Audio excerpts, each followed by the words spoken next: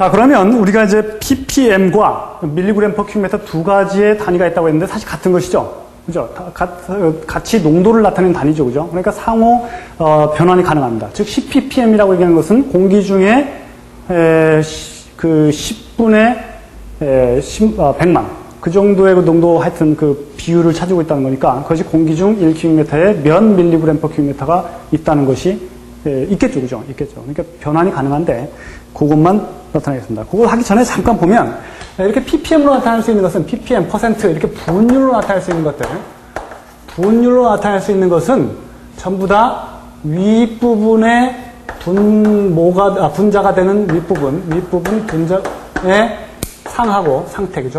상하고 아랫부분, 그러니까 분모에 해당되는, 전체에 해당되는 부분의 상태, 상이 같아야 됩니다. 같으면 같은 단위를 쓸 수가 있죠. 그죠? 부피면 부피, 질량이면 질량. 그래서 없어집니다. 없어지고 분율로 나타낼 수 있어요. 이것이 다르면 같이 못 나타냅니다. 즉, 100만 명 중에 3명. 명 없어지고 100만 분의 3이죠. 그죠? 3ppm입니다. 이렇게 분율로 나타낼 수 있어요. 100명 중에 10명. 그럼 명 없어지고 100분의 10. 그러니까 10%. 그렇죠. 그죠? 그런데 100명 중에 2kg. 이것은 분율로 나타내기 굉장히 어렵죠. 그죠? 그렇죠. 왜냐하면 단위가 다르니까 단위를 지울 수가 없잖아요. 그죠? 그러니까 윗부분과 아랫부분의 상, 기체는 기체, 액체는 액체. 하여튼 이런 상이 같으면 이것을 단위를 없애버릴 수 있고 단위를 없애면 분율로 나타낼 수 있죠. 그죠? 그래서 이렇게 분율로 나타낼 수 있는 것은 환경오염 물질 중에서는 기체상 물질만 ppm과 같은 분율로 나타낼 수 있습니다. 이렇게 절대 농도는 다 가능하죠. 그죠? 기체, 액체, 고체상 물질 전체가 공기 중에 절대적으로 매스가 얼만큼이냐 이렇게 표현하니까 가능하죠. 그죠? 그래서 기체의 경우에 보다 쉽게 이렇게 ppm이라는 것으로 나타냈을 때 그것이 몇 밀리그램 퍼 큐빅미터냐 이렇게 환산할 수 있어야 됩니다.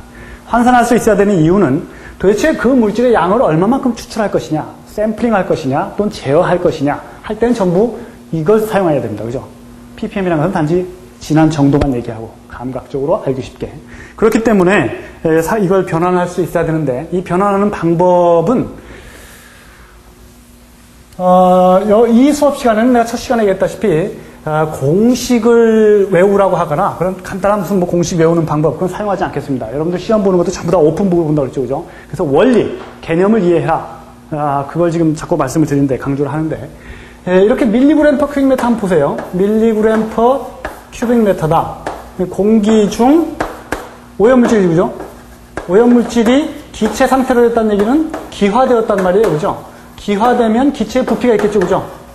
기체의 부피가 있을 겁니다. 기체의 부피는 리터 아니면 큐빅미터를 표시하니까. 그죠? 큐빅미터 없어지면 바로 분율로 되겠죠. 그죠? 그러니까 결국은 이 오염물질이 기화되었을 때 기체 부피가 얼만큼이냐 그것만 환산하면 아마 ppm으로 바꿀 수 있을 것입니다. 그렇게 바꾸는 이 오염물질이 기화되었을 때 기체 부피가 얼만큼 될 것이냐 하는 걸 나타내는 것이 바로 여러분들이 고등학교 때 배운 이상기체의 상태방정식이라는 겁니다. 그죠? 그 부피가 얼만큼 차지하는가는 공기 압력 조건, 대기 압력 조건과 온도 조건 그에 따라서 얼마만큼의 물질이 존재하느냐에 따라서 바로 부피가 결정이 됩니다. 그죠? 이것이 이상기체 방정식이었어요. 그죠? 그 이상기체 방정식을 잠깐만 리뷰를 해보죠. 우리가 복습을 한번 해보죠. 이쪽 와서 보면 여기 이상기체 방정식을 써놨는데 일단 우리가 이거에 대해서 여러분들이 이제 잘 기억이 나지 않는다 그러면 여러분들이 스스로 복습을 해서 찾아서 공부를 해보십시오. 여기서는 일단 단위만 주의해서 보겠습니다. 압력을 나타내는 단위. 그것은 기압을 나타냈습니다. 1기압. 그죠? 1기압은 760 밀리밀리 Hg 이렇게 표시하죠. 그죠? 또는 기압 압력의 단위는 파스칼이니까 그죠? 뉴턴 퍼 메타 제곱이니까 1.01325 곱하기 10의 5승 뉴턴 퍼 메타 제곱 즉 파스칼. 그렇죠. 그죠? 이렇게 표시할 수 있는데 어쨌든 우리가 이걸 여기서는 1기압이라는 표시로 얘기합니다. 이것이 1기압이니까. 이 압력에 대한 것은 조금 이따가 다시 한번 그 뒷부분에서 자세히 보기로 하겠어요. 부피는 기체 상태로 됐을 때 기체의 볼륨을 얘기합니다. 그죠? 이상기체 방정식이니까. 그리고 물질의 양을 표시하는 건 무엇으로 표시해요? 그죠? 기체의 부피를 결정짓는 것은 바로 몰수죠, 그죠? 기체 분자 수에, 그죠? 수와 관련된 거예요, 그죠? 그래서 전체 매스, 질량 나누기 몰레큘러 웨이트. 구램 분자량이죠, 그죠? 1몰이 9g 분자량으로 있을 때. 그러니까 하여튼 몰레큘러 웨이트를 나눠주면 바로 몰수가 나오게 됩니다. 그죠, 그죠? R은, 상수예요, 그죠? 그냥 상수. 이런 관계가 있다는 걸 실험적으로 밝혀내는데, 그죠? PV 이꼬르 nRT라는 관계가 있다는 것을 실험적으로 밝혀내는데, 그 실험적으로 밝혀낸 관계식을 맞추다 보니까 단위도 맞지 않고, 그 다음에 뭐 상수가 필요하겠죠, 그죠? 그래서 그 R을 갖다가 때려 맞춘 겁니다, 거기다. 맞춘 거죠, 그죠? 맞춰서 보니까 그런 관계가 성립하더라고요. 그래서 0.082.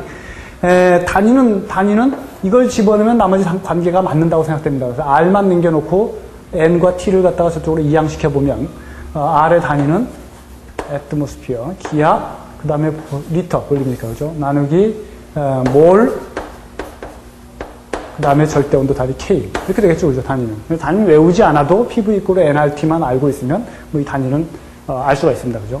그 다음에 temperature, T는 temperature인데 절대온도죠, 그죠? 온도의 관계도 우리가 조금 더 다시 한번 살펴보겠습니다. 그래서 절대온도 켈빈도 K로 나타납니다. 그래서 이걸 집어넣으면, 이걸 이용하면, 어느 정도 물질이 있을 때, 어느 정도의 매스가 있을 때, 그의 분자량만 알면 바로 볼륨을 구할 수 있다는 것이죠. 그죠? 기체의 볼륨을. 기체의 볼륨만 구하면 여러분들이 아마 알 수가 있을 겁니다. 그걸 우리가 직접 한번 해보기로 하겠어요. 여러분들 46페이지, 예제를 먼저 풀어보는 것이 아마 더 나을 겁니다. 46페이지에 보면 예제 1번이 있습니다. 예제 1번. 농도라는 개념을 한번 살펴보고 다시 돌아가서 한번 자세히 살펴보죠.